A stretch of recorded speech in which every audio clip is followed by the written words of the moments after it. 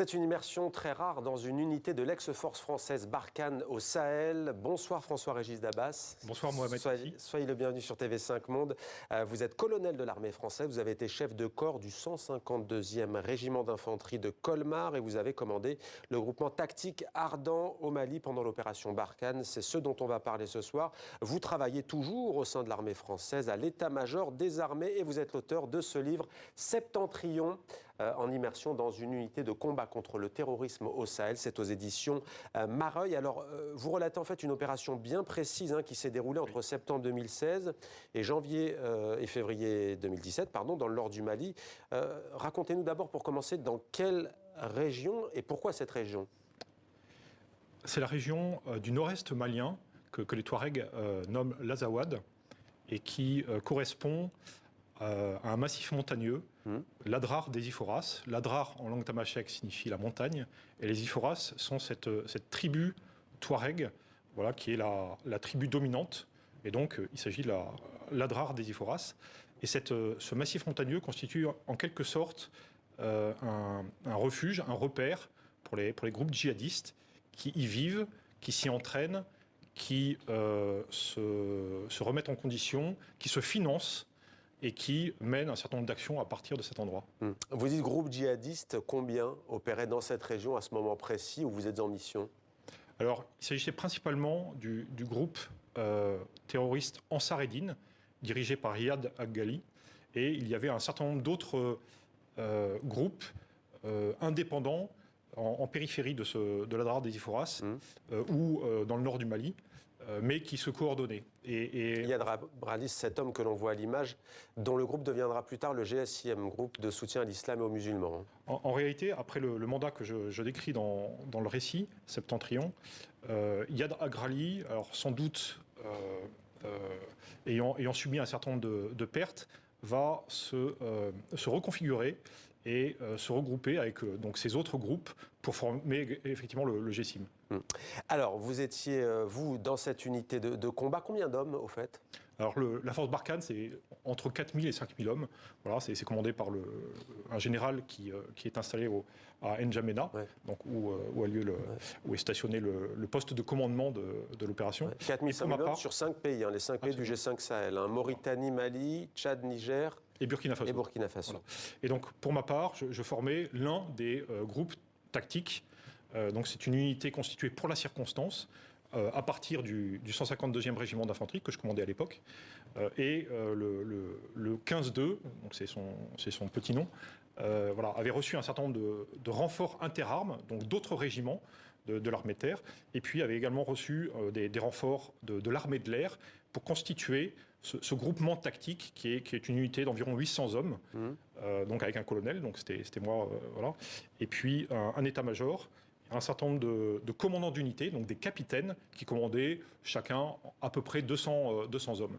Quel était le but de cette mission, d'ailleurs très précise, qui porte le titre du livre, ou plutôt le titre qui porte le nom de cette mission, Septentrion? Quel était le but de cette mission? Alors le but de la mission était effectivement très précis, c'était de neutraliser le groupe terroriste Ansar Eddine, voilà, pendant cette phase de l'opération. C'était une phase particulière dans le sens où c'était une phase d'effort dans le plan de campagne. Le plan de campagne stratégique est conçu à Paris et la déclinaison se fait évidemment sur le théâtre.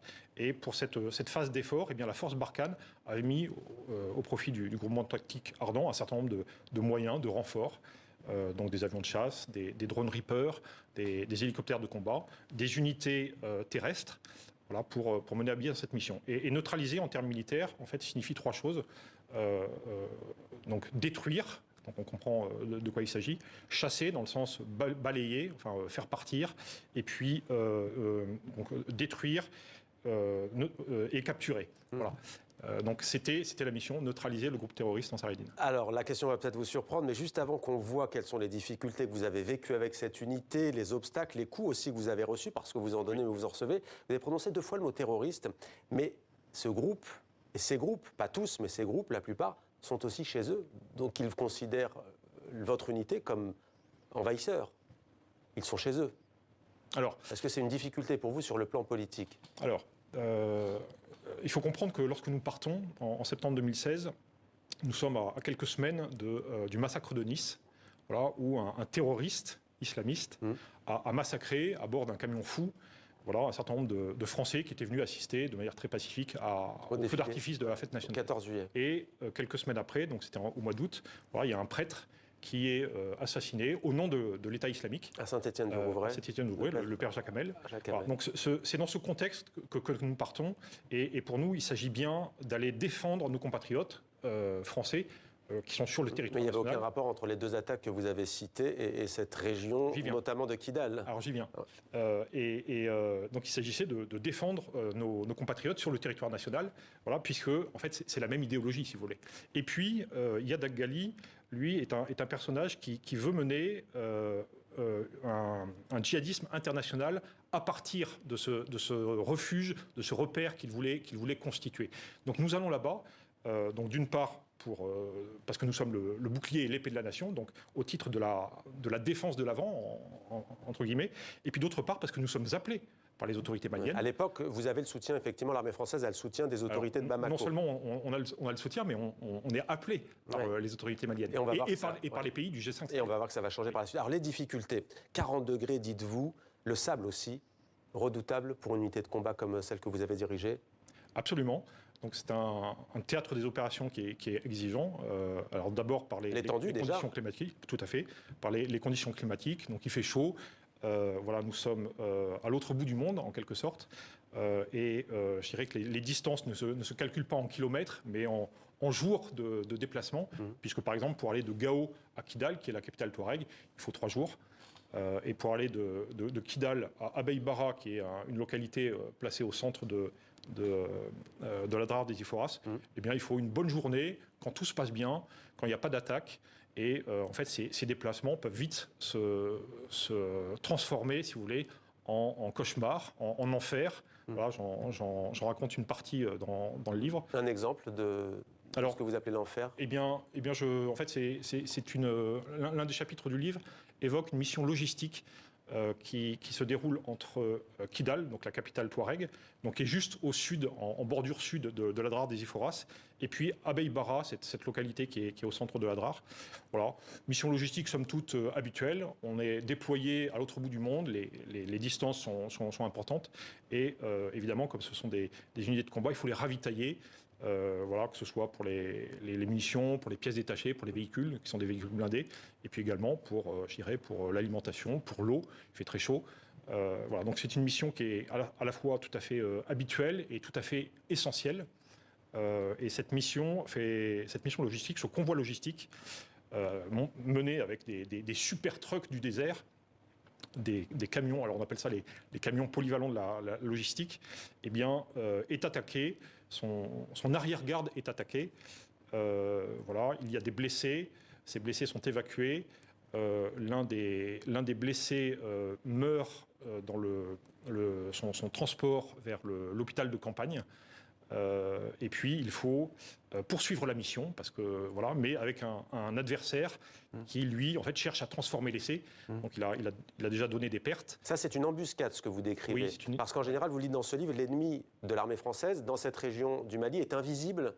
Il ne va pas au contact parce qu'il sait qu'il n'a pas l'avantage d'un point de vue militaire. Donc il opère comment? Par embuscade, à travers les mines notamment? Tout à fait.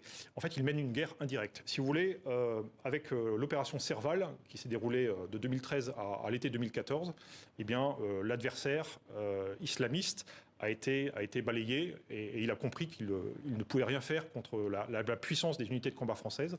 Et donc, de manière très intelligente, eh bien, il va adapter ses savoir-faire, il nous observe, d'une certaine manière, il nous connaît. Il sait comment nous fonctionnons, quels sont nos modes d'action. Et donc, il va mener une guerre indirecte. Alors, cette guerre indirecte, effectivement, c'est une guerre avec des mines ou avec l'équivalent. Ce sont des engins explosifs improvisés. Donc, ce sont des mines de circonstance, des mines bricolées.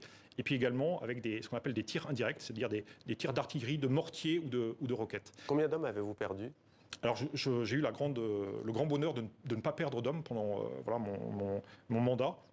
Donc, qui s'est déroulé pendant 4 mois, de septembre 2016 à janvier-février 2017.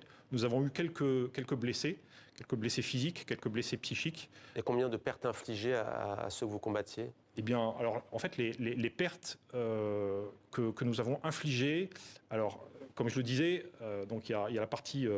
la mission, c'était bien de neutraliser. Donc il y a la partie de faire partir l'adversaire de la rare d'Iziouras. Et puis il y a aussi la capture d'un certain nombre de chefs. Voilà, donc nous en avons arrêté un certain nombre. Et puis voilà, il y a des destructions de ressources et de matériel. Voilà.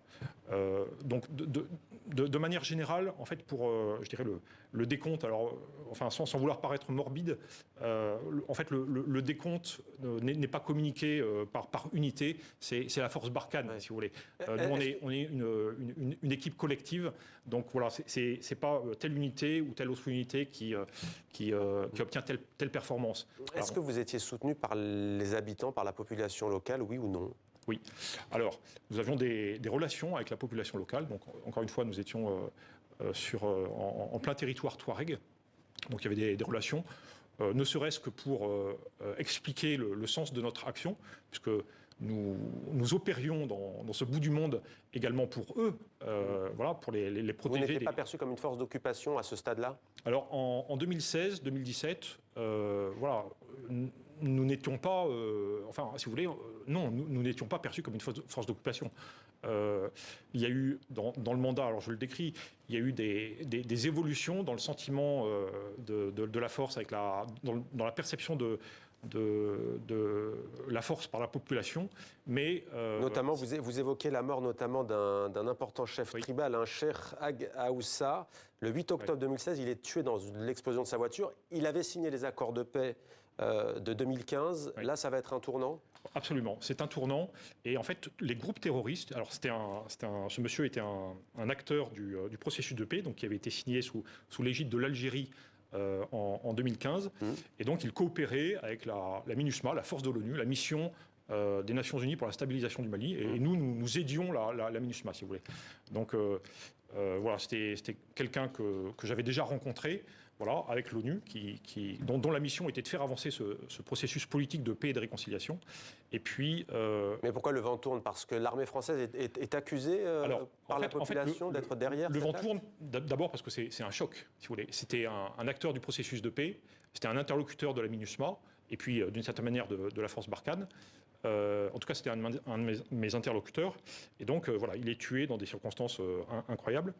Si vous voulez, la population se pose des questions. Et d'autre part, les groupes terroristes, en fait, instrumentalisent cette situation en pointant du doigt la France. Donc, à ce moment-là, la population touareg, qui est malgré tout sous une forme d'influence des groupes terroristes, voilà, se demande ce qui se passe. Qu'est-ce qui va se passer? Est-ce que cette région de Kidal est une région qui est assez familière historiquement des rébellions touareg? Et donc, est-ce qu'une nouvelle rébellion face à l'État central de Bamako va être lancée? Est-ce que c'est la fin du processus de paix et de réconciliation? Donc on entre dans une ère d'incertitude et c'est particulièrement inquiétant pour la population. Le début de la défiance de la France, sans doute aussi. Pourquoi Barkhane a-t-elle pris fin? Alors, Barkhane a vous avez écrit un livre, il faut répondre. Oui, bien sûr. Alors, la grande muette n'est plus silencieuse. Oui, alors en fait, la grande muette, c'est peut-être un mythe, mais voilà, c'est une expression preuve, vous êtes là pour parler. Exactement. Ouais. Je suis un petit peu la démonstration inverse.